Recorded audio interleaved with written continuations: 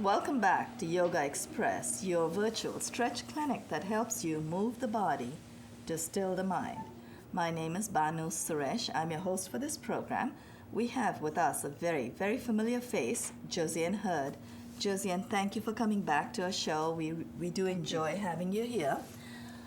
Before Josiane says even a word, I just want to remember my manners and thank Jabari Osazi, our director, and Rich Spezial, our studio manager and facilitator for today, for the wonderful studio settings, and Jabari for the great direction yesterday as well as today. And I'm sure you're going to be there with us for many more episodes to come. I hope you will.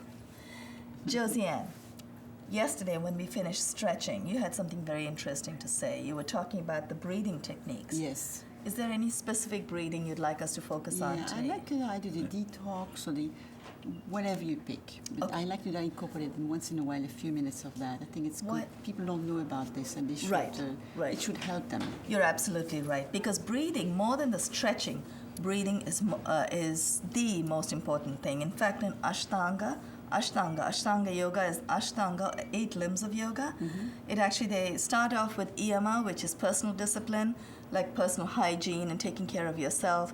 Social discipline, how you behave with others.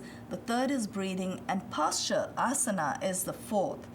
Breathing is third. So breathing comes. It's more important than posture practice. The reason we don't do too much breathing on air is because we want people to stretch with us. It's a little hard. But folks at home, if you would like to really get first-hand experience of how to breathe correctly, how to optimize your lung power, come and stretch with us right here. And while we stretch, we can also teach you some breathing techniques. You know, also it takes the stress away. The breathing. Absolutely. You're very right. It does, especially the exhales. Yes. When you exhale longer, you're right. The inhale-exhale ratio. Yes. Typically, inhale-exhale ratio for a calm person should be 1 to 2. But if you want to detox or you want to really relax, you've had a very stressful day, you want to detox and you want to calm down faster, you do a ratio of 1 to 3, 1 to 4. When people tell us, take a deep breath, what they're really saying is, take a deep exhale. But we mistake that for as if we're running out of air. We say, take a deep breath, and everyone's going, it's not the inhale, it's the exhale process that helps us detox. So that's a great reminder, Josie, and thank you so much. Let's do this. You had suggested yesterday that we try and do the sciatica sequence. Let's do this today. We could do the constipation sequence, and the breathing technique that actually accompanies a constipation sequence is actually called bhastrika, or bellows breathing. So we need to learn how to isolate our abdominal muscles. So what we're going to do is, we're going to take you through the breathing technique. We'll take our viewers through the bhastrika, the bellows breathing, before doing the forward folds, because in constipation sequence, we do a lot of forward compressions. So it's not just the fold, but mostly it's the lower abdomen compressing against the upper thigh. So wherever you have forward folds that will make the lower abdomen press against the upper thigh, it's really effective for times when you feel constipated. It actually relieves constipation. It also helps prevent. Oh, yeah. So that's a great idea. Let's do that. Let's do bhastrika with my bad throat. I'm probably going to pause a little bit. Let's do one thing. Let's first sit. Are you okay sitting on your heels? I know you have a bad knee. No. You're okay? Your knees are okay? Yeah.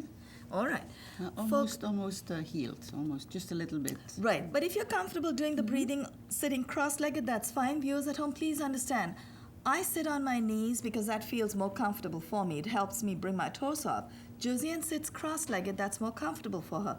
Whatever helps bring your torso up in an upright position, that will help oxygenate all your glands and organs. If you recall, except for the brain, the pineal, pituitary, and the brain section, almost all glands and organs are located between the shoulder and the hip region. So you want to make sure that part gets enough room to have all the oxygen moving and refreshing your glands and organs. So if you want to sit that way, Josiane, that's fine. I'll sit on my heels. I'm going to sit on my heels, so that helps bring my torso up. Bhastrika or bellows. If you've noticed, or if you watched old movies, nowadays we don't see people doing that out on the streets or anywhere, but in the old movies that were made 30, 40 years ago, you had the locksmith, or even the guys who made shoe horns for the horses. They would blow into the fire, into the coal embers, with something that looked like an organ, like a bag, with a leather bag. They'd blow into it. Bellow, It's literally called the bellows. So when they breathe into it, they breathe air onto the coals. The glass maker. Okay, there you go. Yeah. So you're blowing out. So think of your lower abdomen as the bellows. So what we're going to do is we are going to learn to isolate the lower abdominal muscles to breathe in and out. We're going to learn abdominal breathing.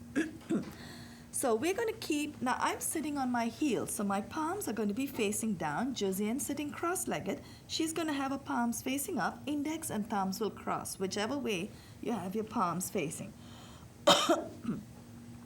What we're going to do, we're going to combine two breathing techniques in that it's called Ujjayi breathing, is breathing through the throat. So you're still inhaling. So what we're going to do, let's try that, Josiane. Inhale through the throat. You should have a loud whispering sound. Exhale. Josiane, you try that one more time. I want them to hear you. Exhale. Nice. So you want to make sure you make your ratio 1 to 2, at least 1 to 2. So what we're going to do, we're going to use the first half of Ujjayi breathing, the inhale through the throat, and then we're going to exhale through the lower abdomen. And then as we pick up speed, we're going to only breathe through the abdomen. So that is going to ease us into the Bhastrika breathing process. So let's try that. Inhale. Exhale through the abdomen. Try that one more time. Inhale. Exhale. Now what we're going to do is we're going to pick up speed and inhale and exhale only through the abdomen. Let's try that. Josiane, ready?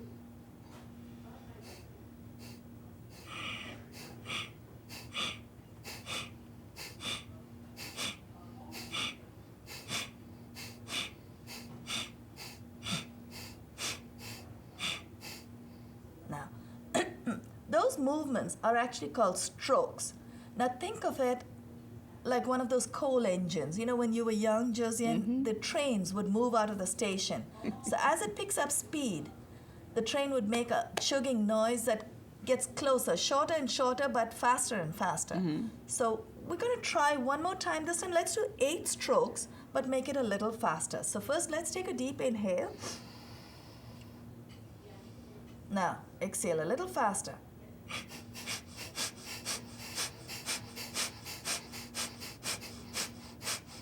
We did more than 8. I think I got a little carried away. 9. But yeah.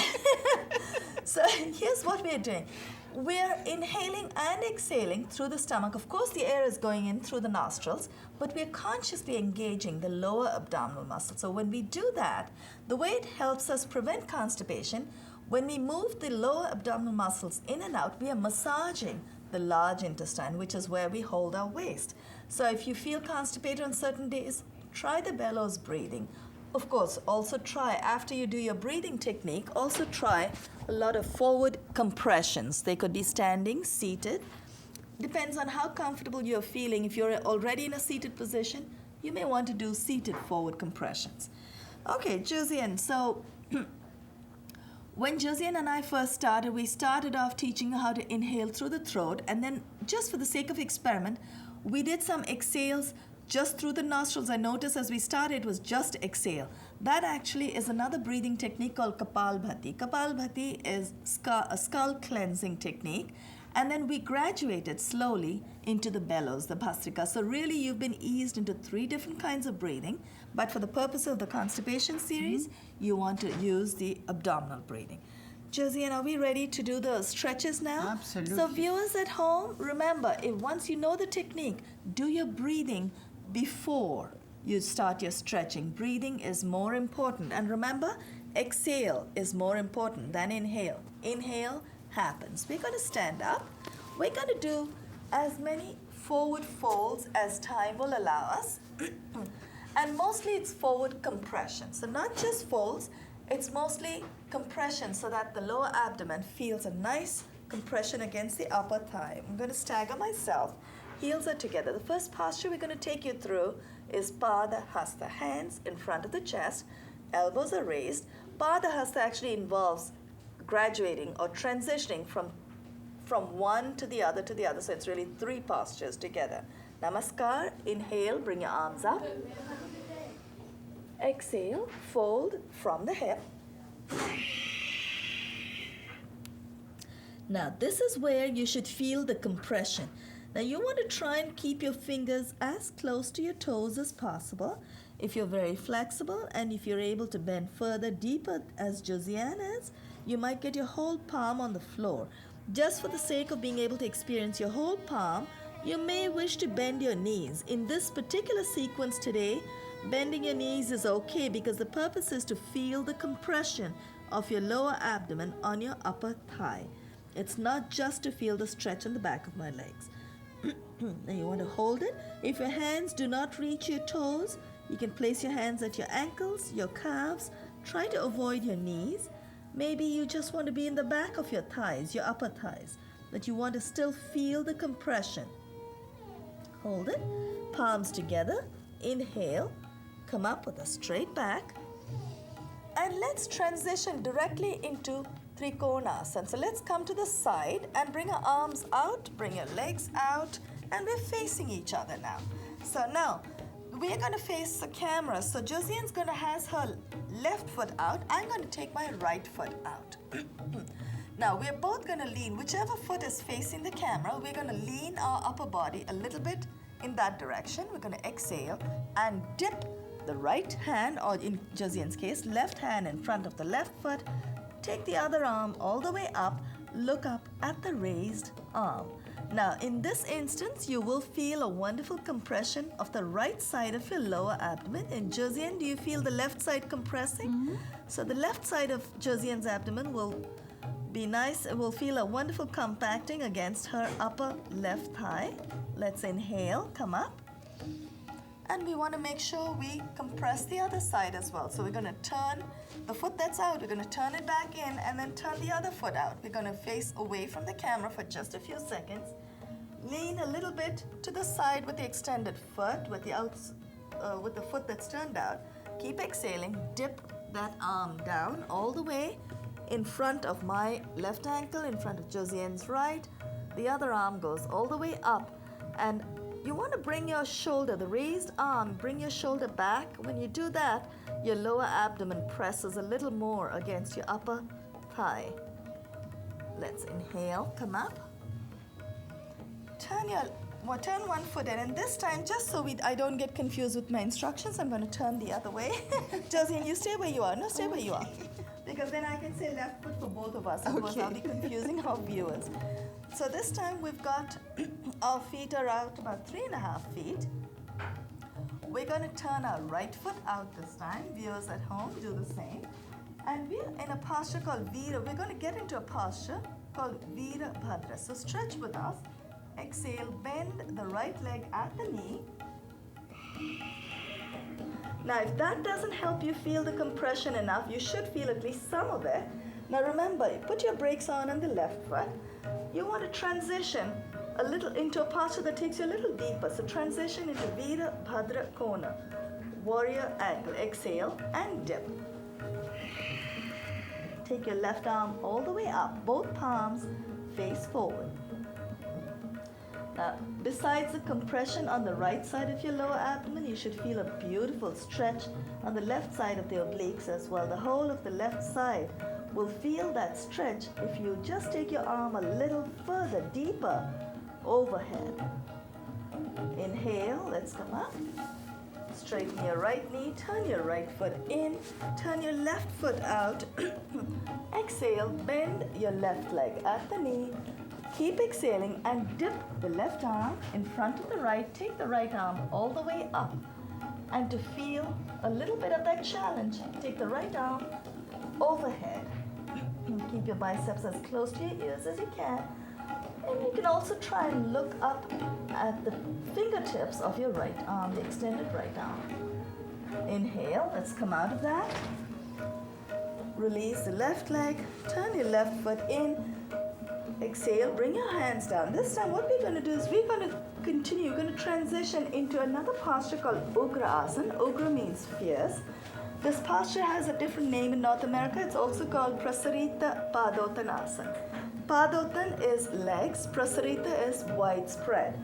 So what we're going to do, well, first of all, put your brakes on. So this time we're going to bring our legs out just a little more, as wide as you can comfortably hold it, because this posture is a little bit intense. You want to be safe.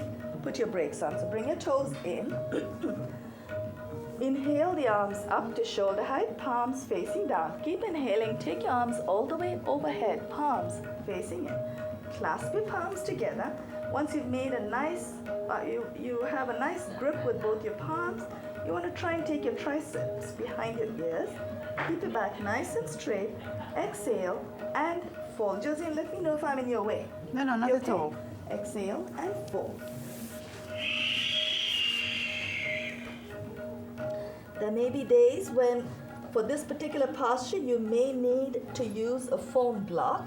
What I'm going to do is I'm first going to attempt to fold over all the way. Try to touch the top of my head to the mat. And I managed to do it today, so I'll survive. But if you're feeling a little tired, you might want to use the help of a foam block and use that to bring close in the distance between the crown of your head and the mat, and then rest the top of your head on the foam block.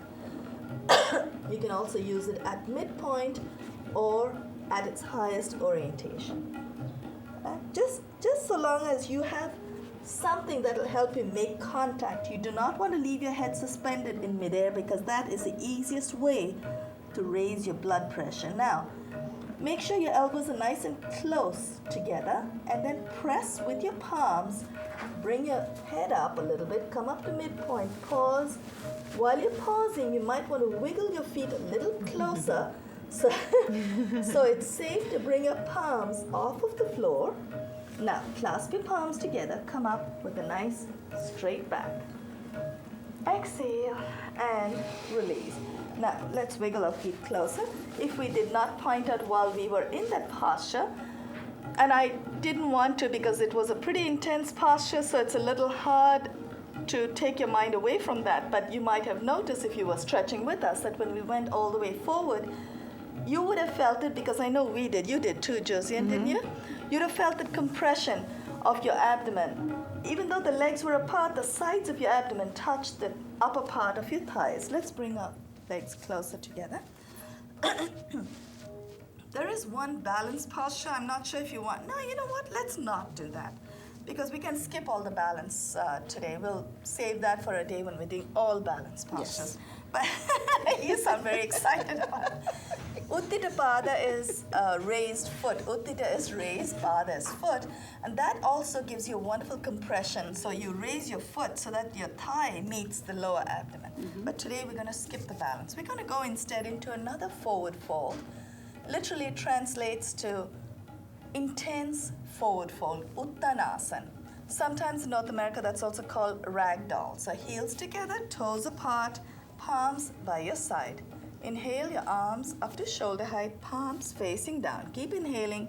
Take your arms all the way overhead. Cross over to the opposite elbows. Clasp your opposite elbows together and then wiggle your elbows behind your ears. So bring your triceps behind your ears. That'll help you bring your chest out.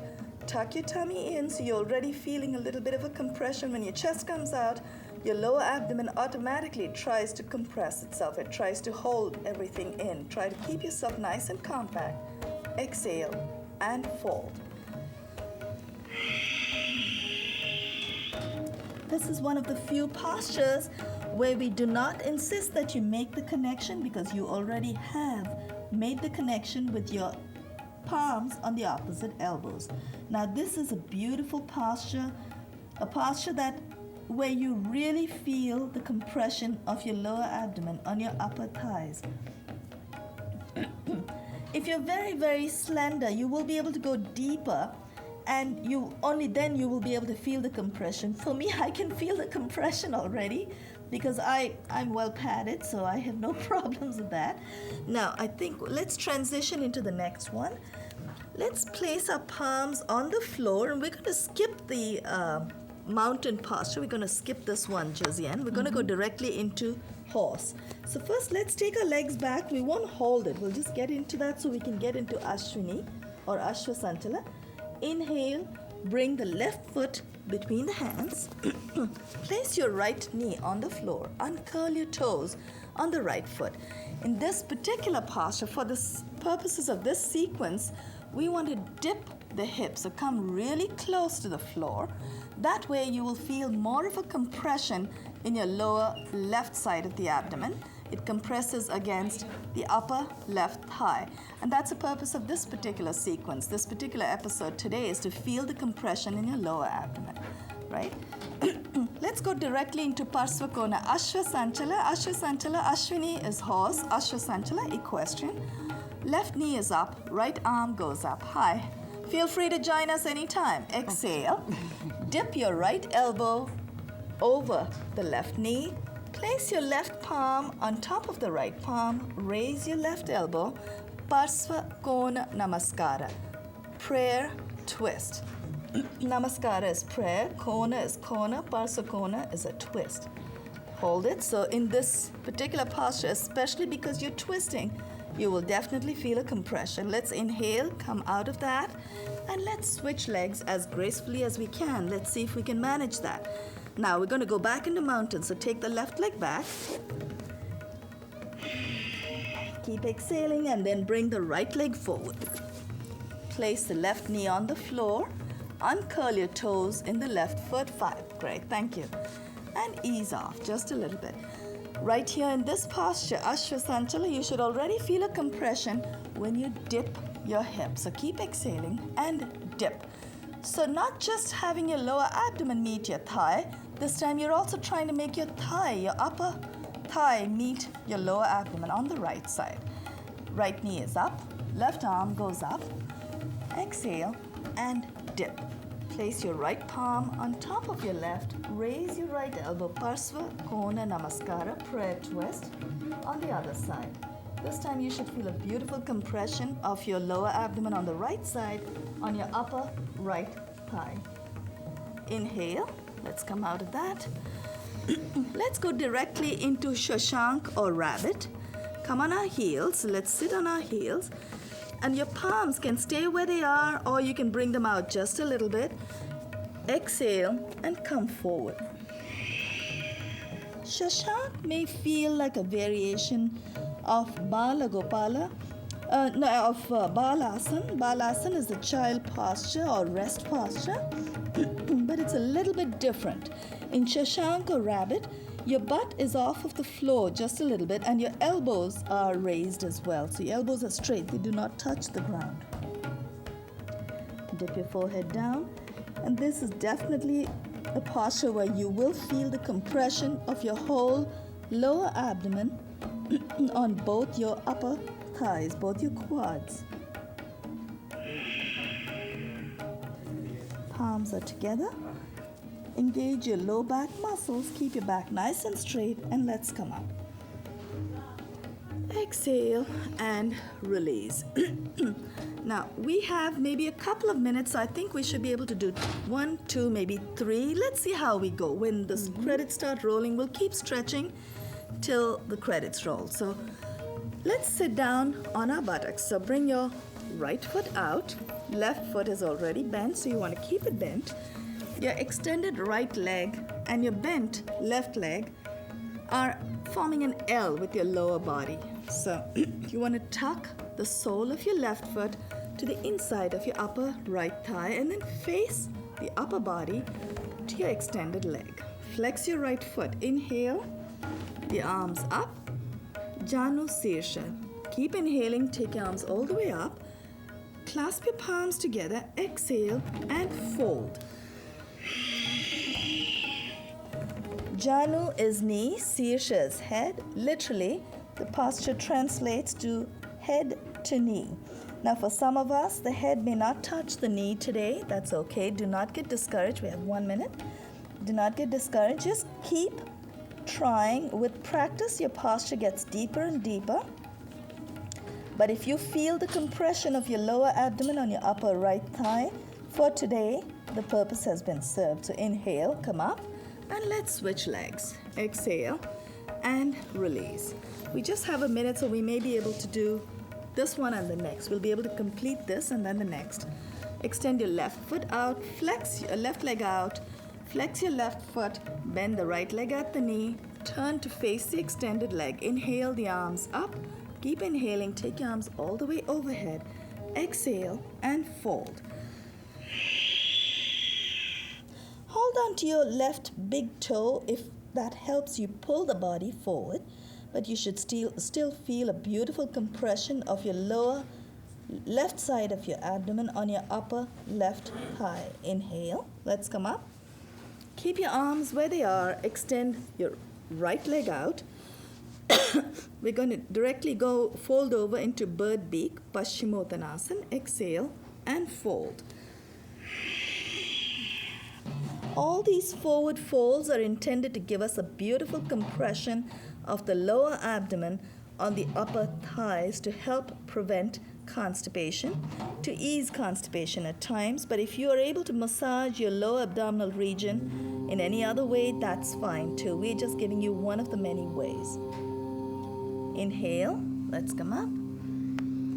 And I think it'll be a great closure for us to go directly, just close because we have about 30 seconds. Let's just go into Maha Mudra and just fold right over. I think it's a great closure. You're okay with your knees, Yes. Josiane? Mm-hmm. Okay. It's wonderful how you've recovered. Take your arms behind your back. Clasp the opposite elbows or keep your palms in reverse namaste. So place your palms together. Josiane's doing that. You'll see her. She folds over. Exhale and fold.